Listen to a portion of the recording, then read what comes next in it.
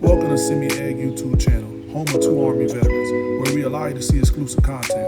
Our business provide fresh chicken eggs. We keep our bees treatment free. Come on and march with us as we lead our bees with a smile and arm our chickens that has delicious eggs that keep you coming for more.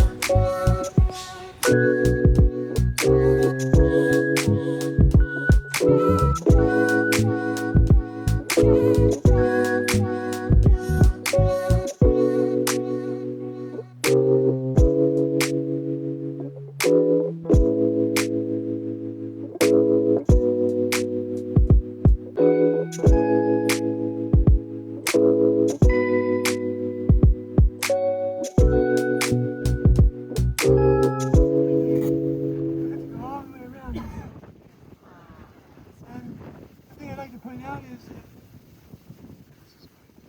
there's a cells here, they look pretty much the same. If you measure a cell in a fully formed tupper comb, they're not the same. They tend to be bigger at the top corners. You get smaller and smaller and smaller, and down at the bottom center is where the smallest cells are. So a lady called me one time when she heard I was raising bees on top of the foundation. She said, "What size are they built?" And I told her the top it's big and down to the bottom it's small. Well, your bees don't know what the heck they're thinking, but she was a kind of a rough character. She's Dee Lesby, Arizona. She's pretty famous in the beekeeping world. I hung up on her and I said, "You can't." And then I realized that in the spring they raise their brood in the smallest cells because they get the most bees per square inch, at least in investment per bee to expand their population the quickest. And in the summer, they put it in the small cells, the big cells, every cell practically. And they raise lots of drones. And then in the fall, they move up into the bigger cells. Because they want to raise fatter winter bees that have big fat bodies to get through the winter. So what's the proper cell size? I have no idea. I trust that they know what they want to live in. They let me wear size 9.5 shoe. I let them live in whatever cell size they want. And it's not my business. I don't have to worry about it.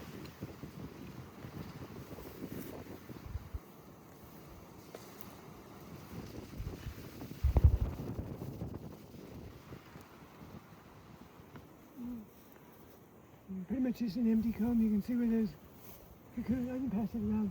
Wherever it's dark is where there were cocoons. The cocoons are still in there. When a bee is born,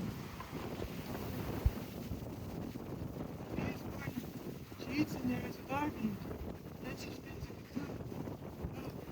I might add, the egg is laid at the bottom of a cell, and it breaks down, the larvae swirls around the bottom of the cell. The adult sisters deposit food on the bottom of the cell, and she eats it. She can't poop, because if she did, it'd be right in her dinner plate. And so her body is designed that she doesn't. First of all, her food doesn't have much ash or anything. It's very pure food, mostly digests and absorbs.